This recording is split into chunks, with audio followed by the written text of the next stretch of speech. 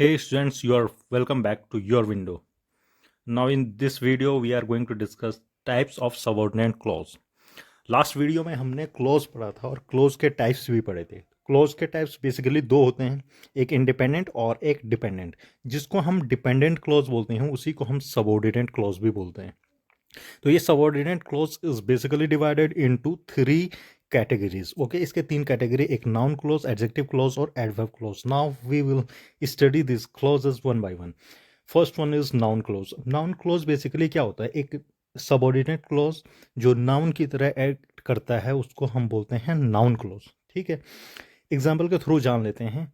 C asked whether we will come. Okay, तो यहाँ पे नाउन क्लोज है या नहीं, इसको पहचानने के लिए हम क्या करेंगे? जो इंडिपेंडेंट क्लोज है. अब आप लोग को इंडिपेंडेंट क्लोज और डिपेंडेंट क्लोज मैंने पढ़ाया था, तो यहाँ पे आप समझ सकते हो कि जो क्लोज को किसी दूसरे क्लोज की ज़रूरत नहीं है अपने मीनिंग को कन्वे करने के लिए, उसको हम बोलते हैं इंडिपेंडेंट क्लोज. ओके, सी आस्क्ड यहाँ पे है इंडिपेंडेंट क्लोज. तो इसी में हम एक क्वेश्चन जनरेट करेंगे यूजिंग व्हाट. तो व्हाट सी आस्क्ड. ठीक है, तो इसका आंसर क्या हो गया? She asked whether we will come. जब ऐसी सिचुएशन क्रिएट होती है कि जब हमने इंडिपेंडेंट क्लोज से क्वेश्चन बनाया व्हाट का यूज़ करते हुए और उसका आंसर ये दोनों क्लोज को मिलकर बनता है, तो इस सिचुएशन में हम इस क्लोज को बोलते हैं noun close.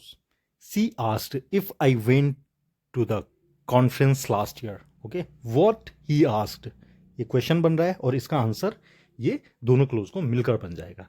Similarly, she said that the meaning of life is happiness. She said what she said. और जब हम इस पूरे सेंटेंस को बोलते हैं तो ये इसका आंसर हो जाएगा. That means it is a noun clause. He yelled that he was innocent. Again, he yelled is independent clause और यहाँ पर इस independent clause से अगर हम क्वेश्चन बनाते हैं what he yelled that he was innocent. ठीक है, तो इससे क्या पता चलता है कि ये जो एग्जाम्पल थे चारों के चारों ये नाउन क्लोज के एग्जाम्पल थे. It is very much easy.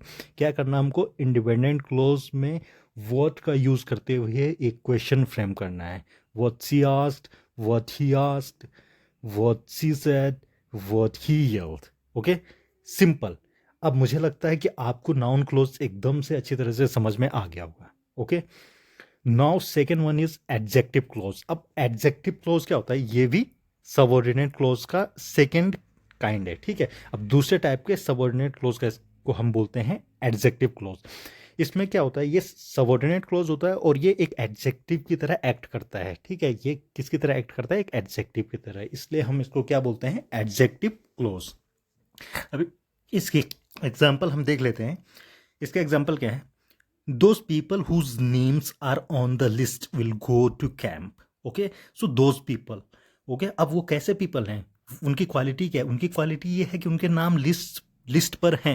Okay, तो जब भी किसी सेंटेंस में एक सबऑर्डिनेट क्लॉज में क्वालिटी की बात हो रही है तो इससे हम झट से समझ जाते हैं कि वहाँ पे एडजेक्टिव है. ओके, और जहाँ पर एडजेक्टिव की तरह कोई सेंटेंस या कोई क्लॉज एक्ट कर रहा है उसको हम एडजेक्टिव क्लॉज बोलते हैं. ठीक है, ग्रैंडफादर रिमेंबर्स, ये हमारा डिपेंडेंट क्लॉज हो गया. अब हम देखेंगे जाएंगे सबऑर्डिनेट क्लॉज की तरफ.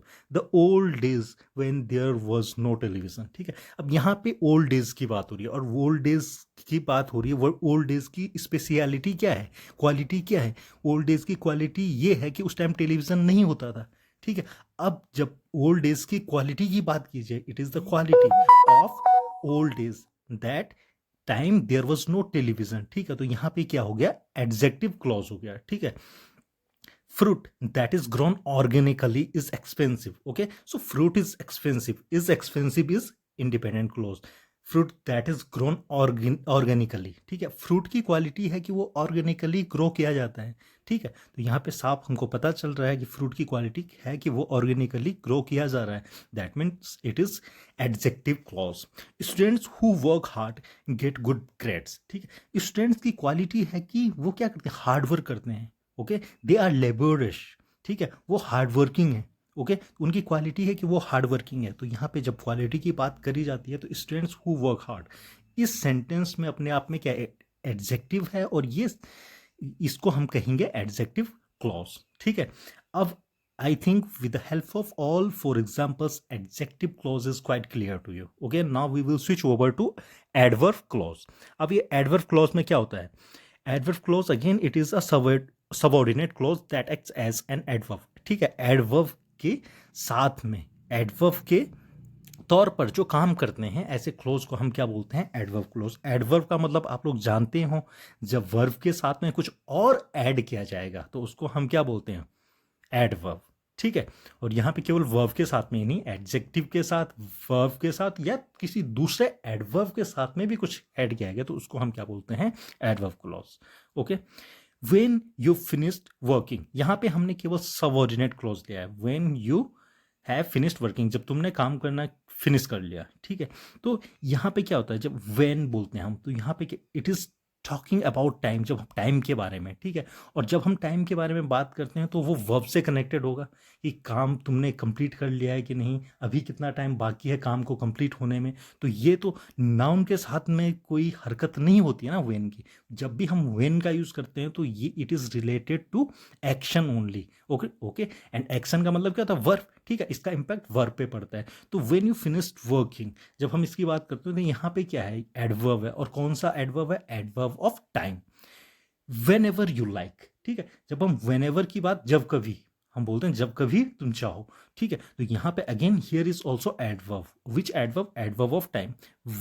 Where ever you prefer. ठीक है, जहां भी तुम्हें ठीक लगे. ठीक है, तो जब हम बोलते हैं जहां भी की बात करते हैं, इसका मतलब यहाँ पे क्या है? Adverb of place. Okay, since I return from vacation, जब वेकेशन से तुम रिटर्न हुई, जब तुम वापस हुए वेकेशन से. ठीक है, तो यहाँ पे भी इसका मतलब क्या है? जब तुम वेकेशन से वापस आए तो इसका मतलब क्या है? टाइम की बात कर रहा है.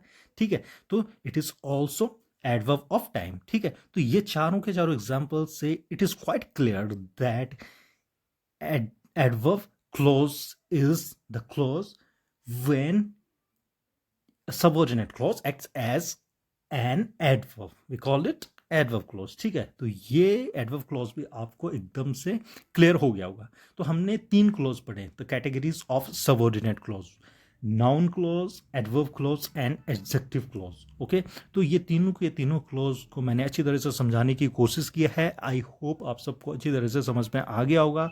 वीडियो में बहुत मज़ा आया होगा, बहुत इंटरेस्टिंग लगा होगा और बहुत हेल्पफुल भी लगा होगा. तो यदि ये वीडियो आपको हेल्पफुल लगी तो अपने दोस्तों को भी शेयर कर दीजिए और चैनल को सब्सक्राइब कर दीजिए और वीडियो को लाइक कर दीजिए.